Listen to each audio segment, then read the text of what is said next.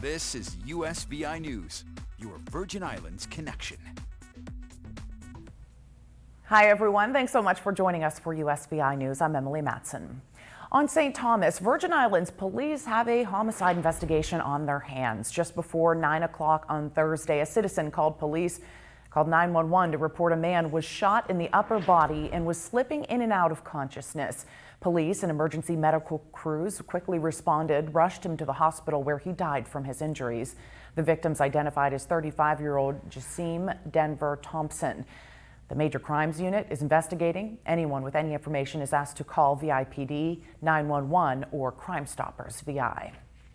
On St. Croix, we have an update now on the several million-dollar reconstruction project of the Melvin Evans Highway. Work is now underway on the Melvin Evans Highway reconstruction and rehabilitation project from the Good Hope intersection to the Williams Delight intersection. The Department of Public Works says the contractor is currently assessing and repairing the failed streetlights, and new light poles will be installed when supplies arrive on island. The right side of the westbound lane at the Carlton intersection remains closed to traffic while these repairs are being made. This part of the project, which is costing $12.2 million, is the sixth and final section of the Melvin Evans Highway project, which included road reconstruction, milling, paving, drainage work, signage, guardrails, and a lot more. The money for the project's coming from Garvey funds, which are federal dollars specifically earmarked for critical highway infrastructure projects. And on St. Thomas, crews are busy installing the brand new kiosks at Vendors Plaza. The first of several bright yellow kiosks are now going up, a place locals and tourists can't miss to buy local goods. The kiosks were built in Dallas, Texas, and are built to withstand a Category 3 hurricane. As we've reported, while these kiosks are being erected, drivers are not allowed to park on Vendors Road as the space is needed to temporarily house the new vendor kiosks until they are all installed. The project's expected to be completed by this December. With Thanksgiving right around the corner and skyrocketing inflation impacting nearly everything at the grocery store, many folks are considering eating out for the holiday. Sam Brock has the breakdown of where the climbing costs are stemming from. With just 3 weeks left until Thanksgiving and prices rising on just about everything, gobbling up budgets, some families are considering non-traditional holiday options. Eating out may be a possibility next year. But even for traditionalists who like a good home-cooked meal, That's the one thing I enjoy, to cook and feed my family. It's just a matter of having a good time. there's compelling reasons to take everyone's favorite food fest on the road, namely the soaring cost of food, especially at grocery stores. There's no question that this year, Thanksgiving is more expensive than ever before. Typically, you're going to save, if you go out this year, somewhere between 10 and 15%. From the sides to the main event. This is the turkey. Oh. How big is that? It's about 19 pounds. Inflation is heavily impacting nearly every corner of your Thanksgiving table. Customers getting particularly lambasted when it comes to the turkey, a 20-pound bird up almost 30%, or about $6 from a year ago. With a recent bout of avian flu nudging prices up even more, the cost of potatoes rising 18%, canned fruit and vegetables also up 19%. Restaurants like Red Rooster in Miami, with their Cajun spice smoked turkey and ultimate southern greens, hoping to capitalize. We've already got reservations just flying in the door, and our phones are ringing off the hook. They're also benefiting from the fact that food has risen a more modest 5.8% at restaurants versus nearly 10% at grocery stores. This business also figuring out a cheat code of sorts to save customers even more money. We have a local farm that actually services the community, and that's been able to really help us with our prices. As for accommodating demand, at a time staffing is challenged across the industry, Red Rooster is staggering worker shifts to make sure they're covered. Others are banking on higher holiday revenues to boost hiring. From elevated dining to traditional spreads to all-you-can-eat buffets, there are many ways to maximize value. Experts suggest looking for restaurants that give you unlimited portions to get the most bang for your buck. Make sure to also check out sites like Groupon for any offers with added savings. And if you're worried about missing out on leftovers, keep in mind that you'll likely be able to score big at the grocery store the next day, when most Thanksgiving items will go on sale. So go out for Thanksgiving, have a ball, and then go shopping the day after. Some good advice. Now we turn to the skies. Just weeks ahead of one of the busiest times for airplane travel, 6 Democratic senators are pressing the Federal Aviation Administration, asking the agency to stop any further restriction of plane seat sizes. The reason? Passenger safety. Stephanie Gosk reports. It's not just long security lines, luggage fees, or flight delays that could make this upcoming holiday travel season a nightmare. One of the biggest complaints from passengers? I think the seats are very small, uncomfortable. Are we all supposed to be short so we can fit into an airplane seat? Industry standard would be good for everyone, especially us taller folks.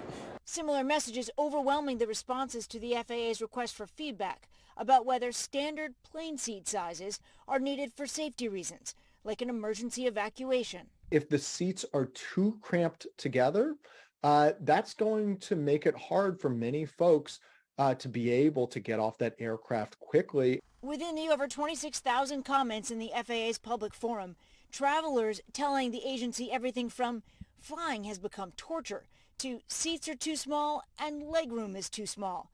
And not only do smaller seats affect comfort, they are also a safety issue. If we don't get minimum standards, then airlines will continue to shrink the seats. Flyers Rights is a passengers advocacy group pushing the federal government to step in and stop airlines from making seats even smaller. And since the 90s, that width shrinking from 18 inches to more like 16, and the distance between seat backs decreasing from 35 inches to sometimes less than 28. People have been getting larger, both in weight and in height, and the seats, on the other hand, have been shrinking. So we feel this is a safety risk. According to Scott's Cheap Flights, JetBlue, Southwest, and mainstream airlines like Delta, American, and United tend to have the most legroom. The least, budget airlines like Spirit, Frontier, and Allegiant. The debate taking off in the skies and landing on Capitol Hill. Here at New York's LaGuardia, many passengers say they welcome some new regulations. I think it's a good idea because people come in different shapes and sizes. And in health news today, the independent lab called ValueSure has found some troubling levels of the cancer-causing chemical benzene in more types of dry shampoo products. It comes after certain aerosol dry shampoos, including some Dove, Nexus, Suave, Tresemme, among others, were voluntarily recalled last month due to the potential presence of benzene. Back on Monday, ValueSure sent a citizen petition to the U.S. FDA saying 70% of samples from 34 different brands of dry shampoo products showed quantifiable levels of benzene. The petition urges the FDA to expeditiously request recalls on the affected batches of products containing benzene and better define limits for benzene contamination in other products. The FDA normally takes 180 days to respond to a citizen petition. As we round out the week, COVID-19 cases remain steady. According to the VI Department of Health, there are currently 72 active COVID cases territory-wide, with 60 on St. Croix, 12 on St. Thomas, and no active cases on St. John. Pfizer and BioNTech, in the meantime, officials there say people who get the new bivalent booster for COVID-19 have stronger immune responses against the BA4 and BA5 subvariants compared to those who did not get the shot. In a statement released on Friday, the drug makers say the bivalent booster roughly quadruples the level of neutralizing antibodies from the variants in people over the age of 55 in comparison to the first vaccine. Pfizer and BioNTech say they are still holding bigger clinical trials of the new boosters. Health experts advise people to get boosted this fall in order to prevent a possible surge in COVID-19 cases as the holidays approach. It is a common antibiotic used to treat a broad range of conditions, but the U.S. FDA says amoxicillin is in short supply. So here's more from a pharmacy expert on what you can do if you can't get your prescription filled. A shortage on the shelves. Across the U.S., some local pharmacies are having trouble filling prescriptions for amoxicillin. Because of the surge in respiratory infections, we think it's causing an increase in demand for the antibiotic amoxicillin, and particularly pediatric dosage forms, which include suspensions, form of an oral liquid, or chewable tablets. Michael Gagnon with the American Society of Health System Pharmacists says while amoxicillin wouldn't be used to treat a viral infection like RSV, some may develop a secondary bacterial infection that require antibiotics. If you can't get your prescription filled, work with the pharmacist there or with their prescriber to find another pharmacy that might have the drug in stock. There may be a different concentration or dosage form that's available. But there's also several other options that can be used as far as antibiotics go. COVID-19 mitigation measures like masking lowered rates of other infections. So some drug companies say there had been little demand for the medicine during the height of the pandemic. Since the antibiotic is made when there's a demand for it, the companies need time to catch up.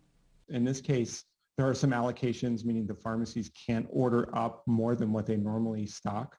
So that can make it difficult to meet the full demand that's out there right now. Health experts say you can also call your pharmacy to check to see if they have the drug in stock at the strength prescribed before making the trip there.